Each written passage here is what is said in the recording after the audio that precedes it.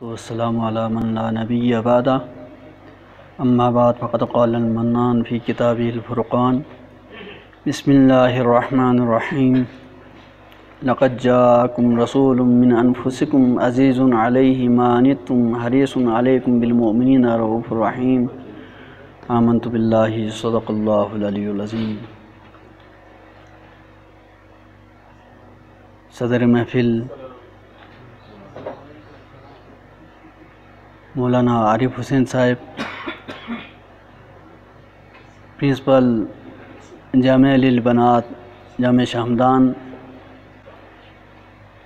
مہمان خصوصی اور دیگر علماء کرام، طلباء اعظام و سامعین ذی وقار، تقدیم حمد و صلاح کے بعد سب سے پہلے میں اس خالق لم یزل کا شکر ادا کرتا ہوں کہ جن کی کرم خاص سے خواجہ کائنات، فخر موجودات،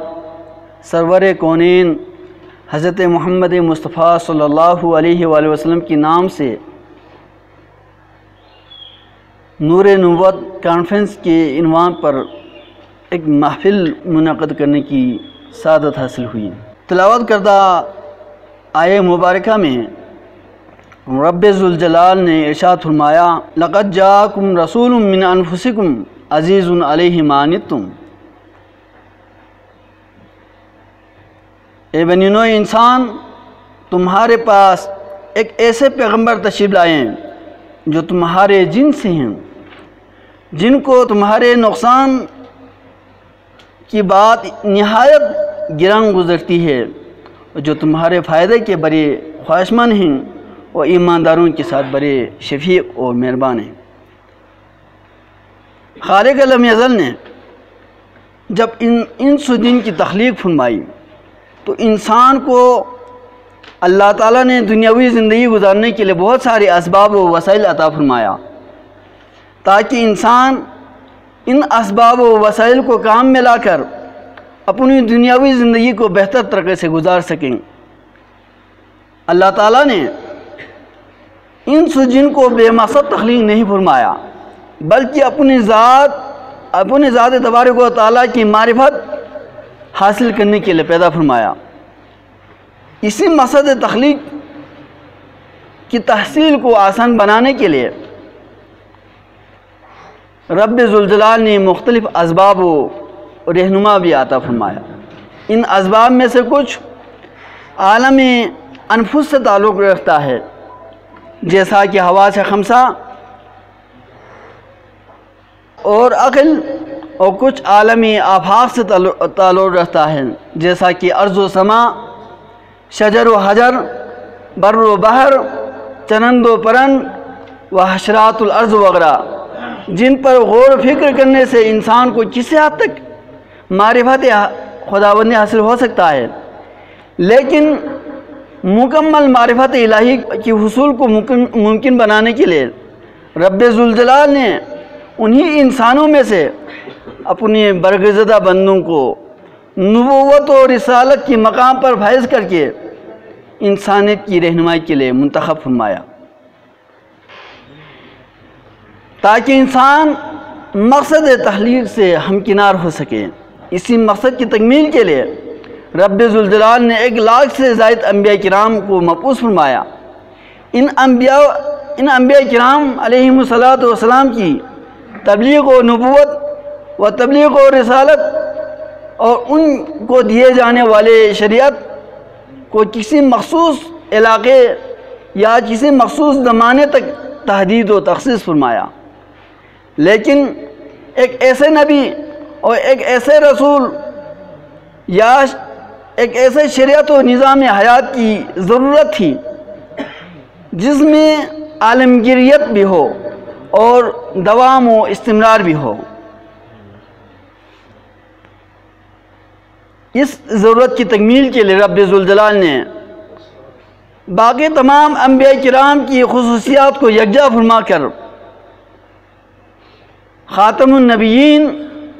حضرت محمد مصطفیٰ صلی اللہ علیہ وآلہ وسلم کو مبعوث فرمایا۔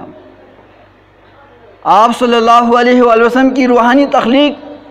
تو ارض و سما، بر و بحر، انس و جن کی تخلیق سے ہزاروں سال پہلے ہوئی، جیسا کہ حضرت علی علیہ السلام کی روایت کے مطابق تخلیق آدم علیہ السلام سے 14,000 سال پہلے ہوئی تھی، جس کو امام ابن قطان نے احکام ابن قطان میں اور امام حلوی جو کہ مشہور سیرت نگار ہیں انہوں نے سیرت حلبیہ میں نقل کیا ہے۔ اسی طرح ایک روایت یہ بھی ہے،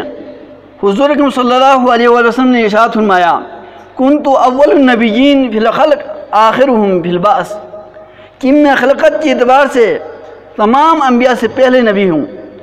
لیکن بعثت کے اعتبار سے تو سب سے آخری نبی ہوں۔ اسی طرح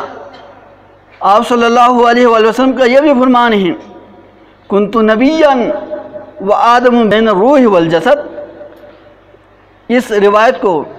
ابو نعیم نے خصائص الکبریٰ میں نقل کیا ہے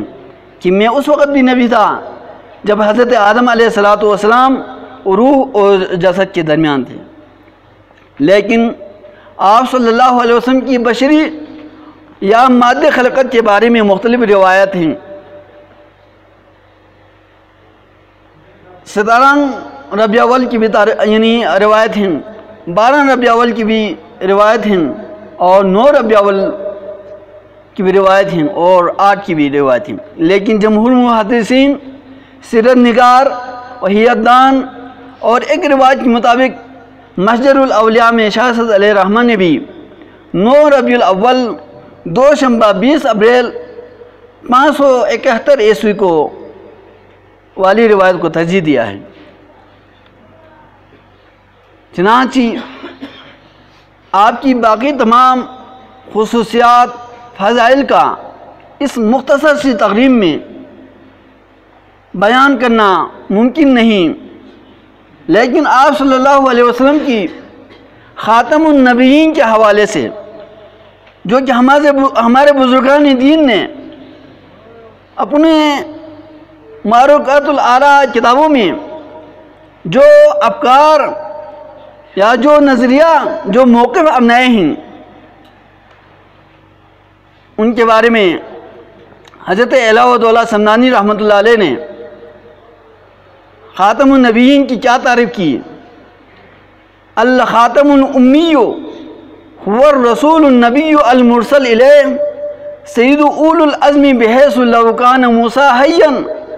لما وسعہ الا اتباعہ ویقتدی ایسا عند نزولہ بامام من امتہ۔ خاتم امی و بشری رسول، نبی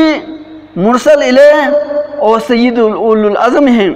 کہ اگر موسیٰ علیہ السلام بھی زندہ ہوتے تو آپ کی اتباع کے بغیر کوئی چارہ نہیں ہے، اور عیسیٰ علیہ السلام نزول کے بعد آپ ہی کی امت میں سے ایک امام کی اقتداء کریں گے۔ اسی طرح حضرت ابو نجیب سہروردی رحمۃ اللہ علیہ نے آداب الموردین میں یہ بات ارشاد فرمایا، وَأَنَّ محمد رسول اللہ صلی اللہ علیہ وسلم افضلہم وَإِنَّ اللَّهَ تَعَالَى ختم بِهِ الْأَنْبِيَاء، کہ حضرت محمد صلی اللہ علیہ وسلم انبیاء میں سے سب سے افضل ہیں، اور اسی ذات اقدس پر رب ذوالجلال نے انبیاء کرام کی سلسلہ نبوت کو ختم فرمایا۔ اور میر سید محمد نوربخش ایک حتمی اور ایک اعتقادی شکر آپ اور مجھے دیتے ہوئے یہ ارشاد فرماتے ہیں، وَيَجِبُ أَن تَعْتَقِدَ أَنَّ نَبِيَّنَا محمد صلی اللہ علیہ وسلم خاتم النبیین والمرسلین بنبوتہ ختمت النبوہ وبشریعت ختمت الشرائع و شرعیات۔ اب اس فرمان کے بعد اب نئے آنے والے جتنے بھی نبوت کے جو امکانات تھے، اشکالات تھے، وہ تمام شاہ سید علیہ الرحمہ نے ایک ہی قول میں اس کی تردید فرمائی۔ اس پر میری دعا ہے اللہ تعالیٰ ہم سب کو اس روحانی محفل کو ہم تمام کے لیے اور پورے بنی نوع انسان کے لیے اور عالم اسلام کے لیے باعث بھلا ہوگا۔